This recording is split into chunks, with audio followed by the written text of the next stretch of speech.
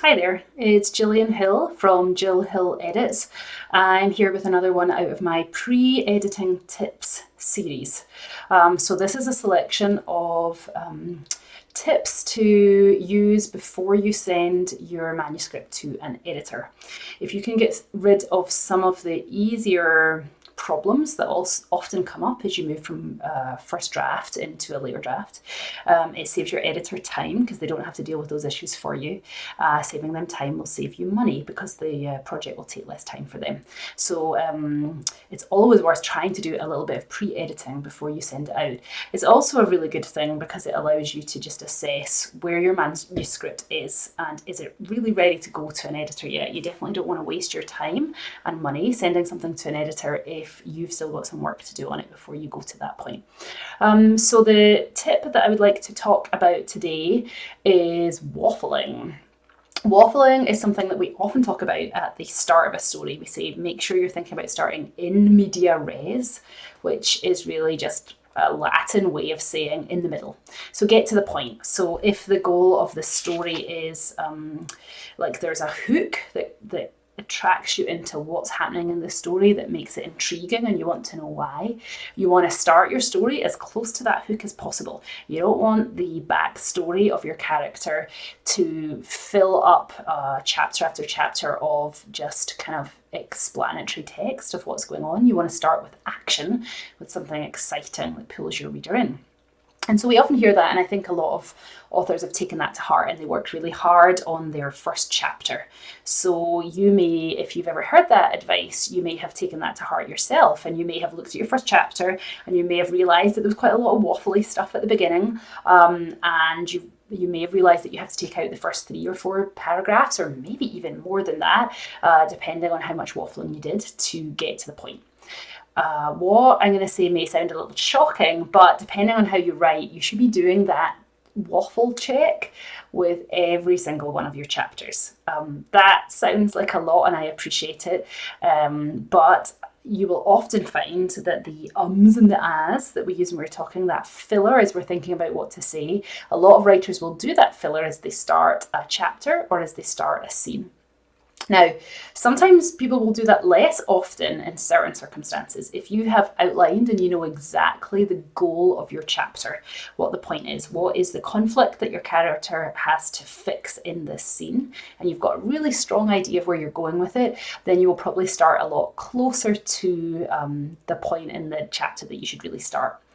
So outlining, plotting can definitely minimize the chance of that waffle. The other thing is that if you're writing chapters, even if you're pantsing it, but you notice that you are really working and you've just boom, boom, boom, you're writing and you're moving on to the next chapter, you're moving on to the next chapter, the writing really feels like it's flowing. You are probably not doing too much waffling in that situation because you are in the story world as you're writing and you're really in the flow of it. So you're probably moving right on to the next scene and just it's seamlessly moving on. The time when waffling is very apparent is if you're pantsing it and you don't really know what you're going to write about next. So you've decided that, in the last scene, 2 characters moved to a different place or something shocking happened, but you haven't figured out what they're going to do in this new place or how you're going to resolve that shocking thing. And so you do the ums and the ahs by basically typing. You might describe where they are, they might say a few things to each other, but it's not really going anywhere. There's not really any point to what they're saying. That is the waffly bit. And then as you write it, you might start to realise, you might start to notice that their dialogue between each other is taking them towards a certain version of the story, and that might interest you. And then, now you've got a place to go. So I'm not saying that you shouldn't write that way. I think it's a really useful way to do your first draft. And especially for those of you who pants and don't do a whole lot of plotting, that is a really common way to write yourself into the scene. However, you need to take that waffling out at the end. So if you don't do a lot of outlining and a lot of plotting, and especially, for example, if you're doing NaNoWriMo and you have a goal of writing a certain number of words in a day, but you haven't really got a strong sense of what those words are going to be today, but you know you need to get them on the page, that is a really common time when that waffling will happen at the start of scenes. So you will probably have a good idea internally of whether you're a waffler or not.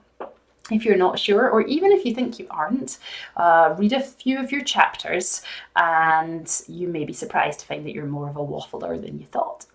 A good way to do this, to really analyse if where the waffling starts and then where you get into the scene, is before you start reading the scene, or afterwards if it's been a while. So read the scene through quickly and then think, okay, what was the goal of this scene? So the main character in the scene, what was their goal? They wanted something to happen. They had an objective. Did they get it? And usually the answer is they got it, yes, but something else happened, or no, and something else happened. That's usually the way it happens. It usually isn't just a straight yes or no, but usually there's a main character who wants something, a secondary character, sometimes the antagonist, but not always, doesn't want the same thing as them. So usually a secondary character, or possibly the circumstances of the story, the setting, the environment, something else that's going on will be getting in their way, and then the crux of the scene will resolve. Do they get it or not? So it often helps to identify what the goal is of the scene, and then go back and look and find out, where does that really start? Where do you really see the character expressing that goal and then working towards that goal? If it's not on the first page or the second page of the scene, then you need to probably cut out those first page or two. If they have important things in them, maybe some exposition, maybe some explanation or some backstory, then you have to think about adding that back in. But you need to take a highlighter and you need to look at it and say, what's the fluff and what actually is important to the story moving forward?